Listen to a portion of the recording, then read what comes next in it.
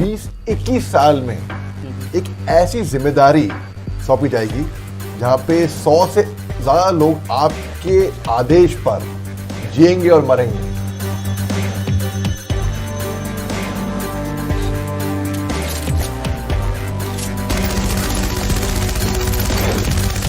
कि जब मैं घर में घुसूंगा ना, जाहिर सी बात है, तो पहले वो उग्रवादी ग्रेनेड दागेगा आपके ऊपर।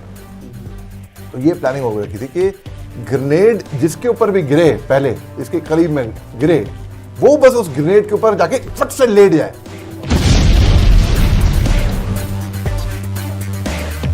किसी देखो, हम किसी को छेड़ेंगे नहीं, ये बात सिंपल है, लेकिन किसी ने अगर हमको छेड़ा तो उसे हम छोड़ेंगे।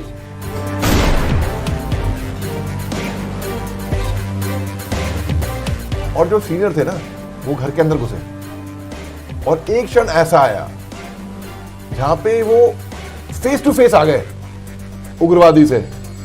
उग्रवादी था बाहर से मर्सनरी, विदेश से आया हुआ, और लंबा चौड़ा, हट्टा कट्टा बिल्कुल, और उसकी आंखें और मेरे सीनियर की आंखें अंदर। तो मेरे सीनियर ने डिस्कस किया मेरे साथ, ये मेरे को मालूम है। तो अंदर वो घूर घूर के देखे थे, उसने बस, सीनियर ने बंदूक का ट्रिगर पहले दबाया बस, और कोई फर्क नहीं था। और जो उग्रवादी था वो गिर गया नीचे, और वो जान बच गई सीनियर की, और मार दिया। तो वो था $1 मिलियन को नहीं बोलेंगे, it's worth a life time of a second.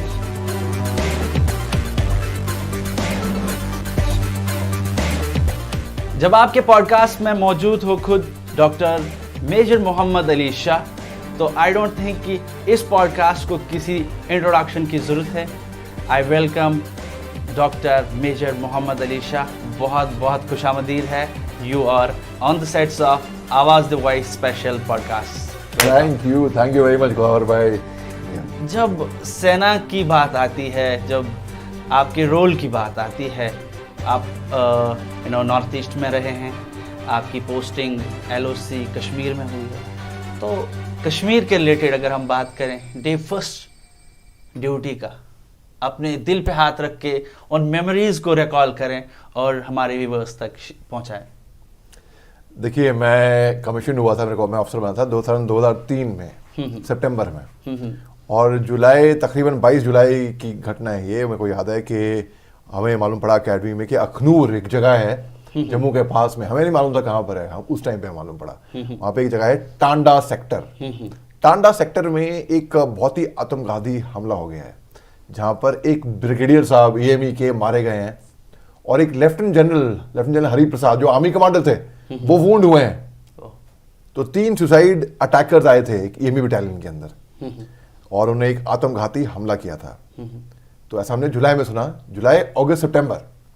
अगस्त में मेरी पोस्टिंग निकलती है अकेडमी से अखनूर में, और वो भी टांडा सेक्टर में। तो 6 सितंबर 2003 को मैं कमीशन हुआ, हमें कंधे पे 2 स्टार लगे, लेफ्टिनेंट साहब बन गए। और लेफ्टिनेंट मेरे लिए वो रैंक थी जो किसी जनरल से कम नहीं थी उस टाइम पे। जो मैं एक आसमान में मिलियन सितारे होते ना, उनसे ज्यादा मैं उन 2 तारों को मानता हूं। और बहुत कम लोगों को मालूम है, ये 2003 की बात है। 2001-2002 में रणदीप हुड्डा, शाहिद कपूर और मैं, हम एक ही क्लास में थे, हम एक ही वर्कशॉप में थे। Interesting. National school of drama में वर्कशॉप हो रही थी। नसीरुद्दीन शाह साहब ट्रेन कर रहे थे, और हम 3 एक्सटर्नल स्टूडेंट्स थे NSD 3rd ईयर्स के साथ। वो दोनों बंबई आए और स्टार बने। मैं फौज में गया, अपनी वर्दी पे मैंने स्टार कमाया। ग्रेट। तो मालूम पड़ा कि टांडा में पोस्टिंग हो रही है, मेरी पहली पोस्टिंग। तो बहुत जोश आ गया मेरे अंदर, भाई ये तो वही जगह है, मेरे को कुछ करना है देश के लिए। मतलब देश की सेवा हर कोई करता है। मैं तो डॉक्टर, टीचर, इंजीनियर, साइंटिस्ट, जो म्यूनिसिपैलिटी का आदमी है वो करता है, आप कर रहे हैं, भाई साहब कर रहे हैं, हर कोई करता है, ठीक है। मैंने कहा सरहद पे रहूंगा, वर्दी डालूंगा। आप सोचिए कहां पर जिंदगी में आपको 20-21 साल में एक ऐसी जिम्मेदारी सौंपी जाएगी जहां पे 100 से ज्यादा लोग आपके आदेश पर जिएंगे और मरेंगे। You could be in the line of fire. तो I was in my early 20s, और मेरी पोस्टिंग हो गई अखनूर में। हम गए प्री इंडक्शन ट्रेनिंग रजौरी में, CBS रोल है वहां पे। तो उसके बाद फिर वहाँ से प्री इंडक्शन ट्रेनिंग के, भाई अकेडमी तो ट्रेनिंग हो गई थी हमको, मगर इंडक्शन ट्रेनिंग यहाँ पे JNK में कैसे सरहद पे होएगा, कैसे उग्रवादी से डील करते हैं, कैसे क्या होता है, कैसे ऑपरेशन करते हैं, कैसे पेट्रोलिंग लगाते हैं, कैसे घात लगा के एम्बुश लगाते हैं, वहाँ पे हमने उसकी ट्रेनिंग मिली। हम जब राजौरी CBS अटोल से वापस आ रहे थे अखनूर, तो रास्ते में टांडा सेक्टर की ही CMP ने एक अपने CMP पोस्ट पे हमें रोका, पूरी दस्ता को, पूरी कॉन्वॉय को। क्यों? मालूम पड़ा आगे एक ऑपरेशन चालू है। ऑपरेशन चालू है सुन के ना कुछ अंदर से कुछ हो गया, क्योंकि मैं एक hardcore para special forces commando का ऑप्टी था मैं अकेडमी में। मैं, वो अलग बात है, मैं आर्टिलरी में गया क्योंकि मेरे फादर भी आर्टिलरी में थे, मेरे बटालियन कमांडर अकेडमी में कर्नल BB सागर वो आर्टिलरी के थे। तो मेरे को सुन के ऑपरेशन कुछ खुजली होने लगी अंदर से। तो मेरे पास मोटरोला सेट था, अपने एजेंट से बात करी मैंने, बड़ी मुश्किल से सिग्नल का मेल मिलाप हुआ। मैं, सर मैं सुना है आगे ऑपरेशन हो रहा है, और मैं जवान खून था अंदर, तो मेरे को ऑपरेशन का हिस्सा होना है। तो एजेंट साहब बोलते तुम आज तो जाओ, पहले बटालियन फिर देखेंगे, रेजिमेंट बटालियन में, क्योंकि असम राइफल्स से मैं रिलीज पे आया था नॉर्थ ईस्ट से, तो मैं I am used to calling it battalion. तो जब वापस हम रुकते रुकाते हम गए, रात को मैं पहुंचा क्योंकि लंबा ऑपरेशन आगे चल रहा था आगे। तो एजेंट साहब को मैं बोला सर मेरे को जाना है, मैं कहा नहीं CO साहब कॉल लेंगे। तो मैं CO साहब के ऑफिस में, वो लेट रात तक जागे थे क्योंकि ऑपरेशन चल रहा था। मैं चला गया पूरे जोश में, सल्यूट मारा मैंने, मैं बोला सर मेरे को ऑपरेशन करना है, इसी के लिए तो फौज में आए हैं, फौज में आए तो इसीलिए ही हैं। तो उन्होंने कहा ठीक है। फिर हमको ये इनर कॉर्डन होता है और हमें आउटर कॉर्डन पे लगा दिया गया। और मेरे तब तो अब दोस्त हैं बहुत अच्छे, अब लेफ्टिनेंट कर्नल बन के वो रिटायर हुए हैं, तब वो भी लेफ्टिनेंट साहब थे, लेफ्टिनेंट ठाकुर साहब। उनका मैंने इंटरव्यू भी लिया अपने YouTube चैनल पे। तो लेफ्टिनेंट ठाकुर साहब सीखलाई के थे, 8 सीखलाई, और उन्होंने हाउस एंट्री करके, हम आउटर कॉर्डन पे थे, वो इनर कॉर्डन, वो अंदर घर के अंदर घुसे। बहुत बहादुर ऑफिसर है वो, यहाँ पे बहुत जो मैंने अब तक देखा है, मैंने ऐसा जाबाज ऑफिसर नहीं देखा भैया, हैं बहुत सारे। And he got a chief of army staff commendation card for the Gallant act that he did. तो उनको ये जिम्मेदारी सौंपी गई थी कि आपको घर के अंदर घुस के जो उग्रवादी छुपा हुआ है उसको मारना है। अब it's actually literally if you see it's a suicide mission actually. अगर आपको मालूम है कि भाई घर के अंदर छुपा हुआ है और आप घर के अंदर घुस रहे हो, तो आपके अंदर जो भावना, जो थ्रिल, जो फीलिंग होगी, वो थ्रिल, एक्साइटमेंट, नर्वसनेस, पसीने भी छूटेंगे, मिक्सचर ऑफ इमोशंस। आपको घर वालों की भी याद आएगी, आपको मालूम नहीं कि आप यहां से लौट के आओगे कि नहीं आओगे, और आप ही नहीं जा रहे, आप लीड कर रहे हो अपने जवानों को जो आपके साथ, उनको आंख बंद करके अपने ऑफिसर को फॉलो कर रहे हैं कि भाई हमारे साहब जा रहे हैं, हम अपने साहब के पीछे चलेंगे, जिंदगी मौत के कोई बात नहीं, हम जाएंगे। अब जवानों को मोटिवेट करना भाई एक लीडरशिप का उसूल है कि भाई आप मालूम है कि अंदर दुश्मन बैठा हुआ है और पता नहीं, अनसर्टेनिटी है, फिर भी आपको घर के अंदर घुसना है। तो घर के अंदर घुसे वो, और उन्होंने एक प्लानिंग कर रखी थी, और हम बाहर आउटर कॉर्डन में थे कि जब मैं घर में घुसूंगा ना, जाहिर सी बात है, तो पहले वो उग्रवादी ग्रेनेड दागेगा आपके ऊपर। तो ये प्लानिंग हो रखी थी कि ग्रेनेड जिसके ऊपर भी गिरे, पहले इसके करीब में गिरे, वो बस उस ग्रेनेड के ऊपर जाके फट से लेट जाए, आधे सेकंड की भी देरी नहीं होनी चाहिए, बस लेट जाए ग्रेनेड के ऊपर। क्यों? इसलिए क्योंकि जब वो ग्रेनेड फटेगा तो हम सबकी कैजुअलिटी होगी। जो पहला इंसान उस पर लेट गया, कैजुअलिटी केवल उसकी होगी। अब you need solid mental strength. आप सोचो आपके सामने मौत आपको बुला रही है और आप नहीं जाओगे, आपके साथी भी जाएंगे, आपको अपने साथी को बचाना है, आप उस ग्रेनेड पे लेट जाते हो। ये सिविल लाइफ में नहीं होता भैया, आप ये केवल फौज में देखेंगे। कैप्टन विक्रम बत्रा, परमवीर चक्र, ने अपने साथी को बचाते हुए अपनी जान निछावर कर दी थी, अपने प्राणों की बलि चढ़ाई थी, अपने आप को खतरे में डाला था और देश के लिए अपनी कुर्बानी दी थी। सबसे supreme sacrifice he made for the nation. तो ये केवल फौज में आपको देखने को मिलेगा। सिविल लाइफ में क्या, एक दूसरे गला काटेंगे भाई, अच्छा हमारे से आगे निकल रहा है, ठीक है, यहाँ पे आपको बचाने के लिए। तो ऐसा ऑपरेशन प्लान था। फिर वो सक्सेसफुल ऑपरेशन हुआ। तो उसके बाद हमने ठंडे ग्लास का पानी पिया, और वो ठंडा पानी हमारे लिए सबसे बेहतरीन ड्रिंक थी दुनिया की। उसके मुकाबले कुछ नहीं, कोई शरबत नहीं, कोई अमृत नहीं, कुछ नहीं, कुछ काम नहीं आएगा, सब फेल। ऑपरेशन जब होता है तो काफ़ी मतलब सेना एक साथ जाती है, डिफरेंट लोग उनको कमांड करते हैं। ऑपरेशन सक्सेसफुल होने के बाद आप मिलते हैं, फिर डिस्कस करते हैं किस तरह हमें बातें होती हैं? हम मिलते हैं। किस तरह की बातें होती हैं? देखिए, मैं आपको एक और किस्सा बताता हूँ। ये भी मैं एक्चुअली अपने बारे में ज़्यादा वो नहीं, मगर मैं अपने दोस्तों के बारे में बोलता हूँ। हमें जानना है। हाँ, आपको बताऊंगा, आपको बताऊंगा, अपने किसी बताऊंगा मैं नॉर्थ ईस्ट के बारे में, क्योंकि आप जानते हैं नॉर्थ ईस्ट का मेरे को खास इंटरेस्ट रहता है मेरे को। मैं पहले आपको JNK कवर करता हूँ मैं।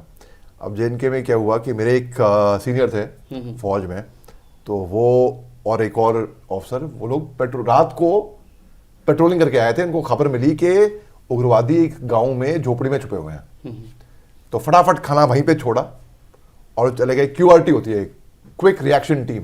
मैं QRT कमांडर था when I was in my early 20s। तो वो घातक प्लाटून होती है, एक प्लाटून के आप कमांडर होते हैं जो अपने रात को बूट बेल्ट बैन के सोते हैं, हथियार लेकर सोते हैं। और जब मैं JNK में था तो मेरा जो हथियार था ना, मेरे शरीर का एक अंग बन गया था। मैं उसके साथ में सोता था। आज मिस करते हो? अब तो आदत बन गई है, 16 साल हो गए हैं फौज की वर्दी बना के, लेकिन हाँ, मिस तो करता हूं। मैं फौज की वर्दी मिस करता हूं जरूर। देखो, मेरा ऐसा मानना है कि मैं एक्चुअली एक सोल्जर हूं फॉर पीस। मैं शांति में बहुत यकीन रखता हूं। I believe a gun will never get peace, it will only get pieces, चाहे किसी भी साइड से हो, ठीक है? तो लेकिन हमारी ड्यूटी हमें करनी है, और हम अगर हम किसी को छेड़ेंगे नहीं, ये बात सिंपल है। लेकिन किसी ने अगर हमको छेड़ा तो उसे हम छोड़ेंगे, ठीक है ना? तो हमको मामला क्लियर था बिल्कुल। तो अच्छा, अब क्या हुआ, जब खाना खा रहे थे तो निकल गए, कॉर्डन किया उस गांव को, उस घर को, और जो सीनियर थे ना वो घर के अंदर घुसे। और एक क्षण ऐसा आया जहां पे वो फेस टू फेस आ गए उग्रवादी से। उग्रवादी था बाहर से, मर्सनरी, विदेश से आया हुआ, और लंबा चौड़ा, हट्टा कट्टा बिल्कुल, और उसकी आंखें और मेरे सीनियर की आंखें अंदर। तो मेरे सीनियर ने डिस्कस किया मेरे साथ, ये मेरे को मालूम है। तो अंदर वो घूर घूर के देख रहे थे। उसने बस, सीनियर ने बंदूक का ट्रिगर पहले दबाया बस, और कोई फर्क नहीं था। और जो उग्रवादी था वो गिर गया नीचे, और वो जाने बच गई सीनियर की, और उग्रवादी को मार दिया। तो वो था $1 मिलियन को नहीं बोलेंगे, it's worth a life time of a second. ऐसा क्षण, कहते हैं ना फौजी आदमी वक्त का बहुत पंचुअल होता है। क्यों होता है? इसलिए होता है क्योंकि आपको एक मिली सेकेंड से भी आपको चूक नहीं होनी चाहिए। आप 26 जनवरी को आप देखते होंगे, कर्तव्य पथ अब राजपथ था पहले हमारे टाइम पे, तो ऊपर से जब जहाज जा रहे होते हैं तो उनका coordination, diamond formation, spare formation, जब उनका फॉर्मेशन होता है, अगर हवा में एक आधे सेकंड की चूक हो गई, आप समझ सकते हैं मिड एयर कोलिजन हो सकता है। और वही मिड एयर कोलिजन नीचे जो ऑडियंस बैठे हैं इंडिया गेट साइड, वहां पे कैजुअलिटी हो सकती है बिल्कुल। तो इसलिए हम फौजी आदमी बहुत पर्टिकुलर हैं। मेजर साहब, आपसे जानना चाहेंगे, आप कश्मीर में ड्यूटी थे, आप देश की सुरक्षा कर रहे थे, घर वालों की इमोशंस क्या रहते हैं, किस तरह से कॉज, कभी कभी आप आई थिंक 10 दिन 20 दिन बात नहीं होती थी, कोई ऐसा एपिसोड? 10 दिन 20 दिन, महीनों हम लोग, देखिए मैं था डिप्लॉयड लाइन ऑफ कंट्रोल पे, तो यानी कि हम 30 मीटर के फासले पे थे पाकिस्तान से। 30 मीटर कुछ भी नहीं होता, आप पत्थर भी मारे हैं तो 30 मीटर ही हो जाएगा, ठीक है? और हमको उनकी आवाजें भी आया करती थी। अगर वो ग्लास या बर्तन टंग टंग टुंग टुंग आवाजें आती थी पूरी बाकायदा वहां से, उनकी बात करने की आवाजें। तो और हम 30 मीटर के फासले पे थे। और मगर सबसे बड़ा चैलेंज था वहां पे केवल ये नहीं कि दुश्मन की गोली आएगी, तब सीज फायर नहीं हुआ था 2003 में। सीज फायर भी बहुत बाद में हुआ, 2003 के आखिर में हुआ था सीज फायर। तो सबसे बड़ा चैलेंज वहां पे जंगल में सर्वाइव करना। अब बंकर के अंदर है, डेली फायरिंग हो रही है, गोलीबारी हो रही है, शेलिंग हो रही है। हमको इतनी आदत बन चुकी थी तब तक कि अगर शेलिंग शुरू हो गई, तो हम बंकर में बैठे हैं, अपना चाय पियो, पानी पियो, कोई बात नहीं, हो रही शेलिंग। अगर ऊपर से आदेश आता है फायरिंग करो, तो हम भी फायरिंग, हम भी कोई कम नहीं, फिर हम भी कर देंगे। मगर वहां से बहुत वो चीज फायर का उल्लंघन बहुत करते थे। घर वालों से बात की बात मैं कर रहा था, फोन, टेलीफोन। हाँ, thank you for reminding me. तो देखिए वहां पे ना सैटेलाइट फोन थे वहां पे, मगर सैटेलाइट फोन अक्सर वहां से, मोबाइल है आपके पास मगर नेटवर्क नहीं आ रहा, कई बार ऐसा होता है ना पहाड़ों पे। तो उसके बावजूद भी, और वो भी इतना स्लो नेटवर्क होता था सैटेलाइट फोन पे, नॉर्मल एसटीडी ISD PCO था उस टाइम पे, वो तो भूल जाओ। तो घर वालों से महीनों महीनों बात नहीं होती थी, महीनों महीनों। और वो लोग अखबार में पढ़ा करते थे। मेरे एक सीनियर हैं जनरल सिंह साहब, तो लेफ्टिनेंट टाइम धिलन उनको बोलते हैं, जनरल धिलन एक सीनियर हैं। तो उनकी वाइफ ने उनके बारे में अखबार में पढ़ा कि ही इज नो मोर। मगर वो जिंदा थे, वो किसी और के बारे में पढ़ रही थी, नाम वही था, रैंक भी वही थी, वो भी JNK में थे। तो ऐसा होता है, अक्सर ऐसा होता है। और फौजी परिवारों को हम बोल देते हैं पहले से ही, देखो ये हम फौज में हैं, कभी भी कुछ भी हो सकता है, और हम अपनी जान हथेली में लेके चलते हैं, तो आप प्रिपेयर्ड रहना बस अपनी तरफ से।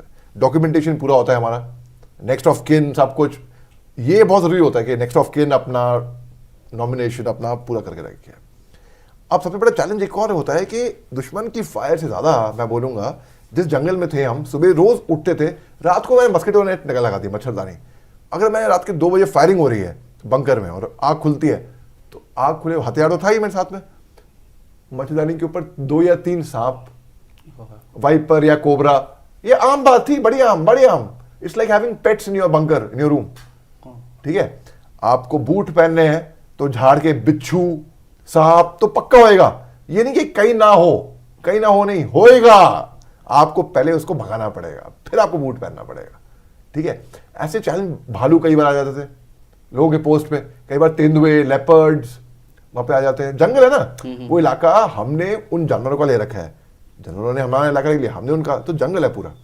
और आप देखिए 30 मीटर यहाँ पे LC थी, यहाँ पे फेंसिंग थी, तो basically I was looking after the last post, last land, हमारी सरहद की आखिरी जमीन जो है यहाँ पे समाप्त होती है, उसकी बात मैंने करी। आप LOC पे तैनात थे, वहां पे लोगों की बस्ती वगैरह थी कि दूर थी? ना बहुत दूर थी, बहुत पीछे थी। मतलब लोगों से कोई कांटेक्ट नहीं था आपका? लोगों सिविलियन से नहीं, कोई कांटेक्ट। हम एक ऐसी पोस्ट थी जहां पे गाड़ियां भी जाया करती थी, तो पहले आप जाइए गाड़ियों से, फिर एक रिवर था। विंटर्स में थे आप वहाँ? हाँ, विंटर्स में भी था, बरसात में भी था, मैं बताऊंगा। तो वो आपको वो रिवर क्रॉस करना है, तो आपकी जिप्सी, पहले जिप्सी पे ही जाती थी, जिप्सी कराज गाड़ी होती है, उसके ऊपर जाएगी, बड़ी गाड़ी नहीं क्रॉस कर पाएगी, मुश्किल से कर पाएगी, जिप्सी पिगे बैक जाएगी उसके, कराज चलेगी उस रिवर, फिर रिवर बेड़ा पार करेगी, फिर आप जिप्सी को उतारोगे, फिर आप जिप्सी को एक पॉइंट तक ले जाओगे, उसके बाद पैदल मार्च, तेज चल, ऊपर चल, कई बार तो दौड़ के चल होता था जब टाइम नहीं होता था, और आप बैटल लोड उठा रहे हैं। अकेडमी में हमको 30-35 kg और एक राइफल का ट्रेन किया जाता है। कितने साल तक? अकेडमी में 3 साल की ट्रेनिंग होती है, NDA में 1 साल IMA में होती है। अगर आप OT के थ्रू गए, officers training academy, short service commission जो मैं करने गया था, शॉर्ट सर्विस, तो 10.5 महीने की हमारी ट्रेनिंग हुई थी, और 5 साल आप सर्विस में होते हैं। फिर आपको ऑप्शन दिया जाता है, अब वो कंटिन्यू करना है। मैं बहुत क्लियर था कि मेरे को 5 साल तजुर्बा लेना है फौज का, सीखला लेनी है और अपने आप को तैयार करना है। कोई भी challenges, they say an army man always wins, join the army, be a winner for life, an army man always wins, ये कहते हैं। बरकरार है आप में जज्बा। ये मेजर मोहम्मद अली शाह हैं, कश्मीर में भी उन्होंने ड्यूटी दी है, और अब हम बात करेंगे यानी नॉर्थ इंडिया की, मणिपुर, नागालैंड की। आपसे जानना चाहेंगे नागालैंड की पोस्टिंग के बारे में, ये जो नॉर्थ ईस्ट इंडिया है, अरे वाह, इसकी कहानियां हैं आपके पास? अरे बहुत कहानियां हैं, ये मेरा फेवरेट सब्जेक्ट है वैसे, north east part of India. एक ऐसा, शुक्रिया आपने, बड़ा अच्छा मेरे दिल के तार छू लिया आपने, क्योंकि ये हमारे देश का एक ऐसा हिस्सा है जो सबसे खूबसूरत मैं मानता हूँ पूरी दुनिया में। स्विट्जरलैंड से भी ज्यादा खूबसूरत है north east part of India. आप लोग जाते नहीं है, उन्हें देखा नहीं है। नागालैंड, मणिपुर, मिजोरम, त्रिपुरा, अरुणाचल प्रदेश से तो मैंने अपनी स्कूलिंग शुरू करी है। जब मैं नर्सरी क्लास में था, मेरे फादर तब मेजर साहब थे आर्मी के उस टाइम पे, अर्ली 80s, तो मैं अपनी नर्सरी शुरुआत करी north east part of India से। फिर जब मैं अपनी 12वीं खत्म करा था, हालांकि मैं बोर्डिंग स्कूल में था, एक ऊटी में है लॉरेंस स्कूल लवडेल, मेरे फादर मणिपुर में ब्रिगेड कमांड कर रहे थे, काक्शिन में। तो मैं जब अपनी 12वीं खत्म करा तभी मणिपुर आया था मैं। मतलब आर्मी स्कूल से आपकी पढ़ाई हुई? नहीं, बोर्डिंग स्कूल था एक, लॉरेंस स्कूल लवडेल। ओके। और तो मैं मणिपुर को मैं करीब से देखा है, नागालैंड को करीब से देखा है। ऑपरेशंस वहां भी होते होंगे? हाँ। कोई ऐसा ऑपरेशन जहां लगा कि क्लोज कॉल है यहाँ से? अरे मैं आपको एक जबरदस्त किस्सा है ये। मार्च 2008 में हम सिविल ड्रेस में थे, हमको फ्लाइट पकड़नी थी दीमापुर से। तो हम 5 सोल्जर थे, इन 5 सोल्जर में से 4 तो ऑफिसर थे और एक एनसीओ नॉन कमीशन ऑफिसर जो गाड़ी चला रहा था, हवलदार थापा, नेपाल से था वो। तो हमको छुट्टी आना था। तो ये ऑपरेशंस का भी किस्सा नहीं है कि भाई हम उनके पीछे दौड़े हैं, नहीं। तो हम गलती से क्या हुआ, हम इनके कैंप में घुस गए। Cutting a very long story short, जब इनके कैंप में घुस गए गलती से, हम निहत्ते थे, इन्होंने हमें घेर लिया। जब घेर लिया, आंखों पे पट्टी बांध दी और cutting a very long story short actually हमारे हाथ बांध दिए, पांव बांध दिए। और हमको अकेडमी में सिखाया जाता है कि अपने दुश्मन के आगे घुटने मत टेकना। दुश्मन यानी कि जो आपका एडवर्सरी हो बेसिकली। हमने घुटने टेके हुए थे, आंखों पे पट्टी बांधी हुई थी, इनके पास हथियार थे, फॉरेन मेड लंबे लंबे ऐसे हथियार मैंने देखे नहीं कभी। अब देखने में भी डरावने लग रहे थे भाई, वो कॉम्बैट ड्रेस में थे, लंबे लंबे हथियार थे। और हमने कहानियां सुन रखी थी। अब नागालैंड में अलग अलग ट्राइब्स हैं, जैसे कि आओ आते हैं मोकोकचुंग से, अंगामी, कोहिमा, जखामा से, कोन्याक्स आते हैं मॉन ट्विनसैंग से, सेमाज आते हैं सोनोबोटो से, लोथास आते हैं वोखा से, रेंगमा ट्राइब, अलग अलग ट्राइब्स हैं। ठीक है, चकासांग आते हैं फुट जीरो या उस तरह से या चकाबामा से, जिसामी एक जगह है। फिर तांकुल आते हैं उखरूल से, जो कि नागा वॉरियर्स ऑफ मणिपुर हैं। तो आपको अगर north east part of India में आपको सर्व करना है तो आपको उस इलाके की समझ होनी चाहिए, जो कि बहुत जरूरी है। यहां से JNK का जो ऑपरेशन हमने करे वो अलग थे north east part of India से, बहुत अलग थे। तो जो आपने armed forces special power act वहां पे भी था JNK में, और यहाँ पे भी था north east part of India में, अफ्स्पा। तो हैदर फिल्म देखी होगी आपने? बिल्कुल। तो हालांकि मैंने हैदर में एक्टिंग करी है, देखिए आपने अपने रोल देखा है हैदर का? ग्रेट।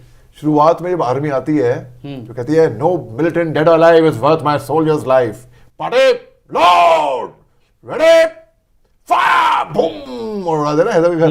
आपको याद वो सीन याद है? बड़ा पावरफुल थी वो मेजर साहब, मैं था उस हैदर में, बड़ी बड़ी मूंछें रखी थी मैंने।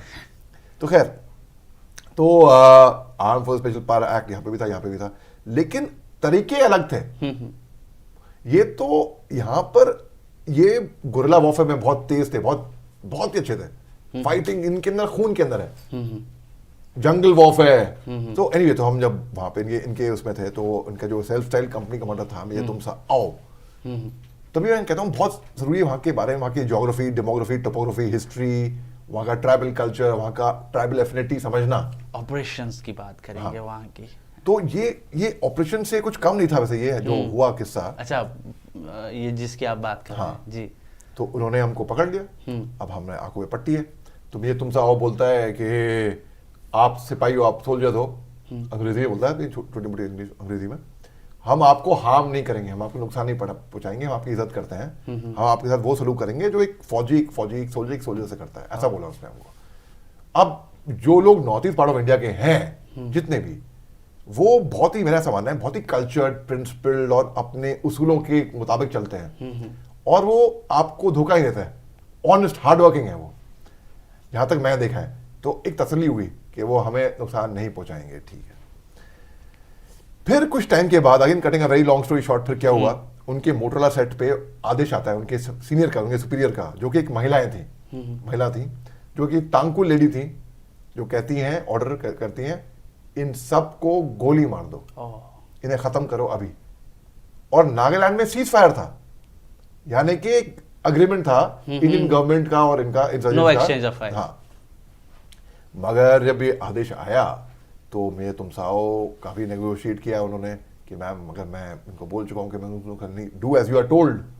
अब वो बड़े, हम आंखों में पट्टी बांधी हुई है, हम बंधे हुए वहां पे, तो बोलता है कि हमारे सामने खड़े होकर बोलता है कि मेरे कमांडर ने बोला है आप लोगों को गोली मारने के लिए, तो मुझे माफ़ कर देना, मैं बस आदेश मान रहा हूँ अपना। मैं वो कहा था मैं आपको नुकसान नहीं पहुँचाऊंगा, लेकिन यहाँ पे मेरी मजबूरी है, केवल 2 मिनट लगेंगे, प्लीज़ मेरे साथ कोऑपरेट करिए आप। तो हम 5 थे वहाँ पे, कोऑपरेट करिए। अरे यार बाप रे, अंदर क्या चल रहा था? मैं आपको गौर भाई, अगर मैं आपको बोलूँ ना कि मैं बहुत बहादुर था, फने खा था, शेर था, मैं झूठ बोल रहा हूँ, ठीक है ना।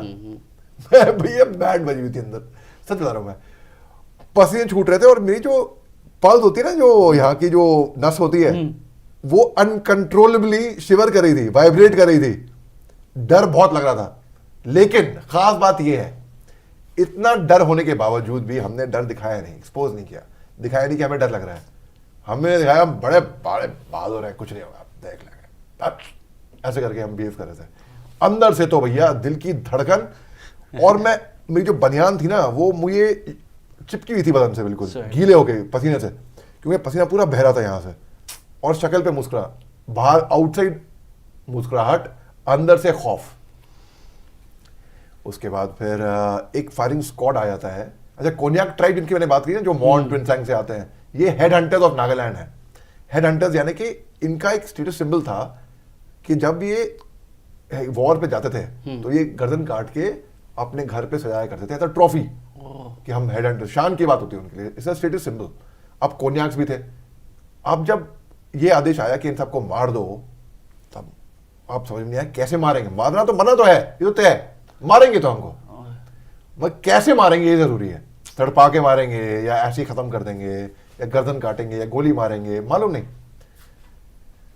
तो 5 इनके लड़ाके, इनके मिलिटेंट्स हमारे पीछे आए, और वो साउंड होता है ना मेटल अगेंस्ट मेटल, खटाखट खट खट हथियार कॉक करने का, वो साउंड आया हमारे कानों में।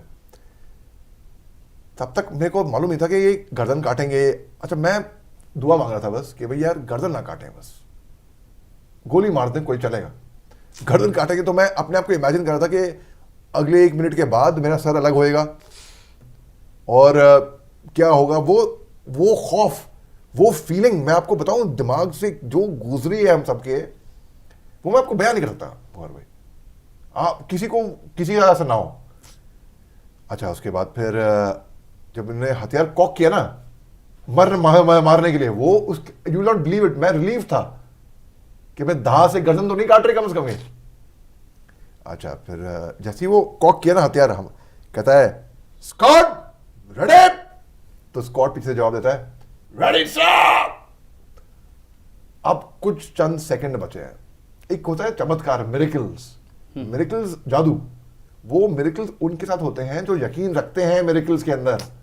और मेरे को मालूम था कि भाई डर तो था, पता नहीं डरा रहे हैं, मारेंगे सच में या नहीं, कुछ गारंटी नहीं है ना उसमें। अगर मार दे तो, अगर जोश में आके ट्रिगर दबा दे, एक की भी जान जाती है हमें से, तो हम बच भी गए तो क्या जवाब देंगे अपने बटालियन हेडक्वार्टर में कि भाई एक फौजी हमारा यूं मारा गया या हमें मारा, पता नहीं।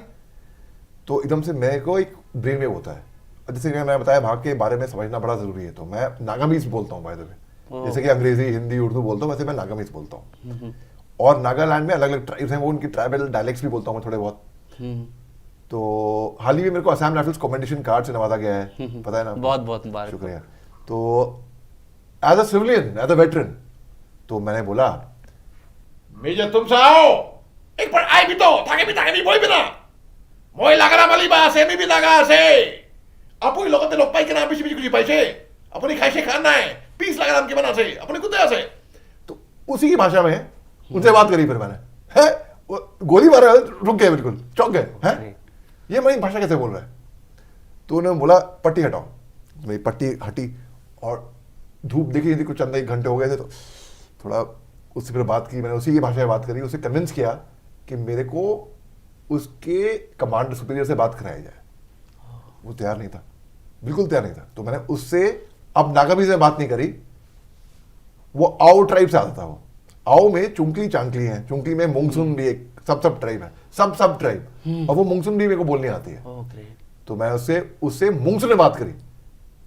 मैं बोला मैं तुमसे आओ खुमालियर चुंगालियर चुंगादांगलियर नाखुनलियर NSC9 मिल्टन कैम नुंगलियर चोंगर में चो नीना मेन में तुमसे आओ नीना मेन में। तो हमारे जितने भी जो अगर नागा भाई बहन दिख रहे होंगे वो भी अभी वो भी ताजुब करेंगे, अरे ये हमारी भाषा कैसे बोल रहे हैं। तो फिर मैंने कन्विंस किया कि मेरे को अपने कमांडर से बात की जाए। उनके कमांडर से फिर मैंने बात करी, 30 सेकंड की मैंने गुजारिश मांगी थी। उन्होंने नाम सुन रखा था, मैं कुछ नाम छोड़े, मैंने लेफ्टिनेंट जनरल Z.U. शाह साहब जो कि वाइस चांसलर थे अलीगढ़ मुस्लिम यूनिवर्सिटी के, जो डिप्टी चीफ आर्मी स्टाफ थे, इनका नॉर्थ ईस्ट का बड़ा लंबा तजुर्बा था और काफ़ी कुछ इन्होंने गुडविल क्रिएट की थी नॉर्थ ईस्ट में, बड़ा नाम था इनका। एक हमारे एक farmer commanding officer brigadier Gautam Ganguly, तब कर्नल गौतम गांगुली थे, ये असम राइफल्स का की बटालियन कमांड कर रहे थे, जो NSG के फोर्स कमांडर थे बाद में, और उन सबका नाम लिया मैंने।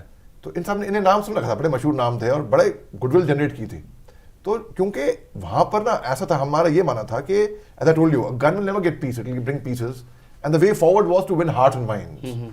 जब वहां के लोग देखेंगे फौजियों को और बोलेंगे कि भाई ये लोग हमारी हिफाजत करने के लिए हैं, हथियार लेके, हमें नुकसान पहुंचाने के लिए नहीं है, हमें डराने के लिए नहीं है, तो हम उनका फेथ विनर वो कर लेंगे। और जो जितने भी सोंगरेमो हो गया, मोत्सू हो गया या सिक्रीनी, सोंगरेमो मोत्सू बेसिकली ऑफ फेस्टिवल होता है जो कि 2 अगस्त 4 अगस्त अभी भी गया है, तो तब उनके मनाते हैं। सिक्रीनी होता है अंगामी का फेस्टिवल, तो उनके फेस्टिवल मनाया करता था, उनका कल्चर फॉलो किया मैंने, तो बहुत लोग मेरे को एक्सेप्ट करने लगे थे वहाँ के लोग। आपकी सेना ड्यूटी में इनपुट कितनी अहमियत रखता है? अरे बहुत बहुत बहुत। देखिए कोई ऐसा इनपुट, जी हमारे पास बहुत कम समय रहा है और आप प्रॉमिस करें कि हम एपिसोड 2 भी इसका लेके आएंगे। जरूर जरूर। हाँ, आप फुर्सत से आके हम इसका एपिसोड 2 कंटिन्यू करें। मगर एक शर्त है कि जितने भी आपके व्यूअर्स है ना, इनको यहाँ पे नीचे कमेंट्स में भर देना है, बिल्कुल, इनको शेयर करना है दबा के, बिल्कुल, लाइक दबाना है। अब नंबर पे डिपेंड करेगा, अगर आपके व्यूअर्स इसका रिस्पॉन्स आपके ऊपर है दोस्तों, तो पार्ट 2 तो ऑल दिलचस्प होगा भैया। ये तो अभी बस वार्म अप था, ट्रेलर था बस, तो इसके बाद मैं आपको बताऊंगा इसके बारे में। इनपुट्स का मैं जिक्र कर रहा था, उसी के साथ हम अपने इस फर्स्ट एपिसोड को कंक्लूड करेंगे। तो इनपुट्स कितनी अहमियत रखता है? कोई ऐसा इनपुट जिसने जी बड़ा अच्छा सवाल है। मैं इसको स्टोरी को फटाफट 1 मिनट में कंप्लीट कर देता हूँ। जब मैंने उसके बात की ना, तो उसने फिर हमको छोड़ा। उन्होंने हमारे लिए वाई वाई नूडल्स तैयारी, चाउ चाउ वहाँ के बड़े पॉपुलर नूडल्स हैं, चाय बनाई हमारे लिए, and I must say the tea was fantastic. जैसे कि ग्रुप कैप्टन अब तब विंग कमांडर अभिनंदन वर्तमान ने कहा था, पाकिस्तान के अंदर उनको चाय पिलाई गई थी। Tea was fantastic for us and bravery, lot of respect for अभिनंदन सर। हालांकि मेरी सीनियरिटी के हैं, लेकिन ये वीर चक्र। एंड तो इनपुट्स की बात है। देखिए, आप कोई भी ऑपरेशन करते हैं, 2 चीजें हैं, या तो आप जंगल में जंगल बैशिंग करें बिना इनपुट्स के, आपको मिलेगा चूहा भी नहीं, और आपको हार्ड इंट मिली है, आपको इन्फॉर्मेशन मिली है, इनपुट मिला है, आप उसके मुताबिक जाओगे। तो एक गधा भी काम करता है साल भर, और एक रेसर घोड़ा साल में 1 बार दौड़ेगा, तभी रिजल्ट लेकर आएगा।